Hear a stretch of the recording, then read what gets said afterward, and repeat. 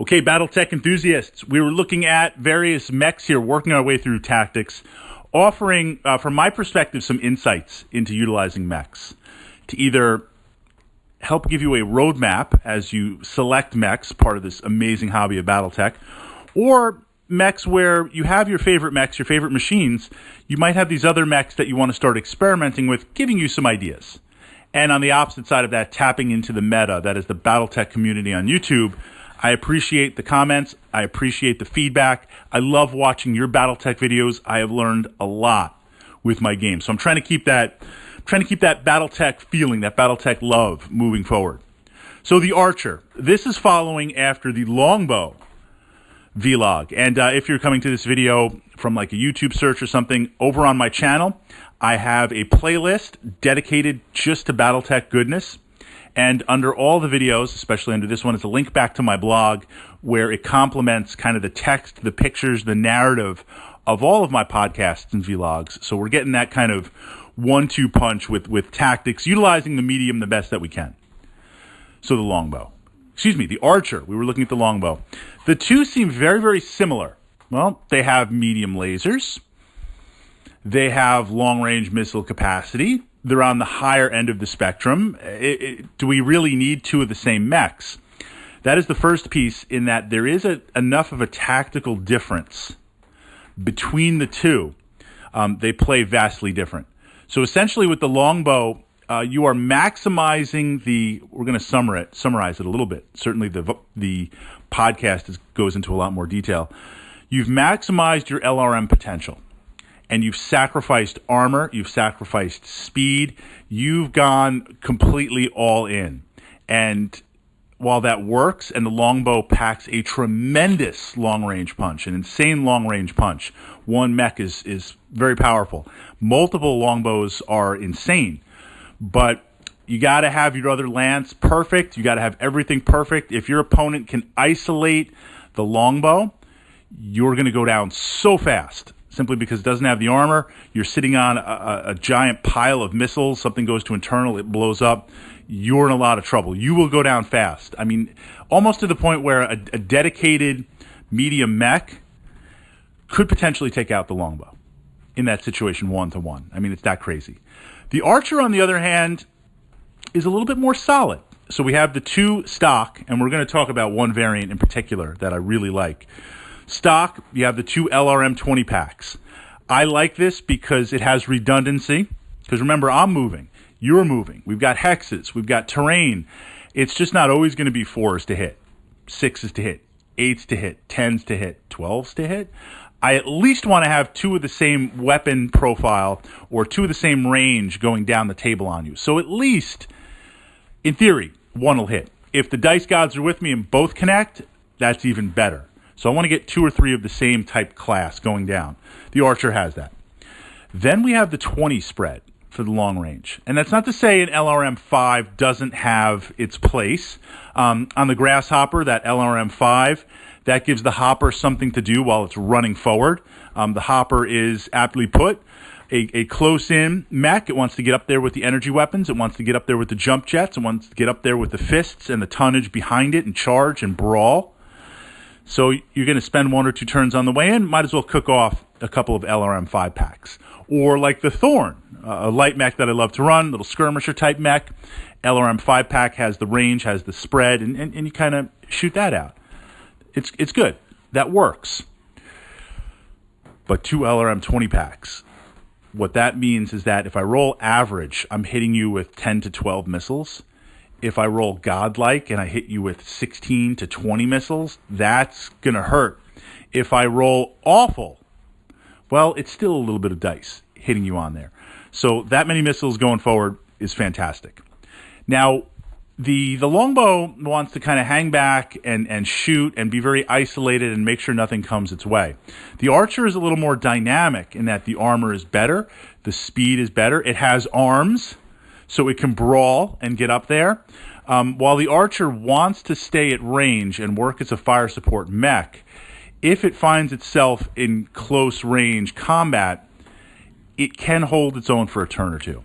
Obviously, if I'm running the Archer, I don't want to be face-to-face, toe-to-toe with a Battlemaster or a Warhammer or even, possibly close in with a Marauder. We're talking, kind of classic unseen, reseen type mechs. I want to be a way to put distance and shoot with my long-range missile packs. But I can go a turn or two based on the armor, the punching, the medium lasers. I can fight my way out of a bad place. The Longbow can't. So in building your lance, if you want to have a good dedicated fire support mech, but your lance is a little bit more all over the place, I used the example of a battle in the previous podcast, a Battlemaster, a Griffin or a Shadowhawk, a Locust, and we put the Longbow. This isn't necessarily the best combination because those other mechs kind of want to work on their own. They can work as a team. Certainly you always want to work as a team, but they have the ability to spread out and do and engage various things. That's going to kind of leave the Longbow alone. You're going to isolate it. You're going to blow it up.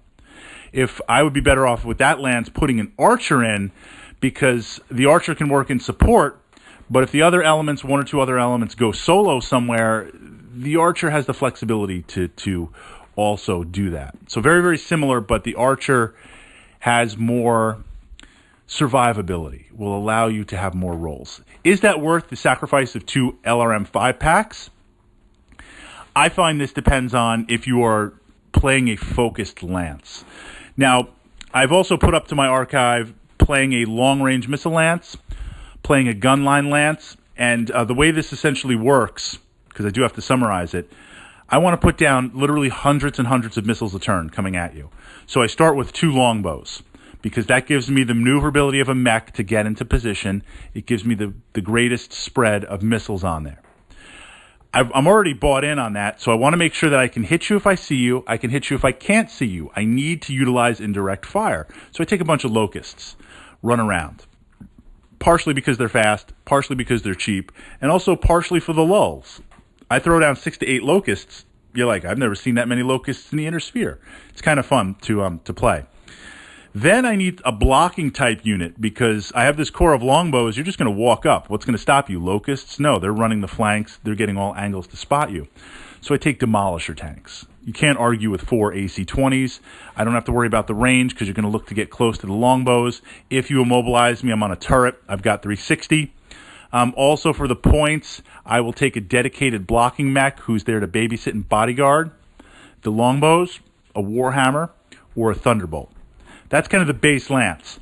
Now, if I need to bring the points down, right, I want to have different sliding battle values, and this is where the archer starts to come in.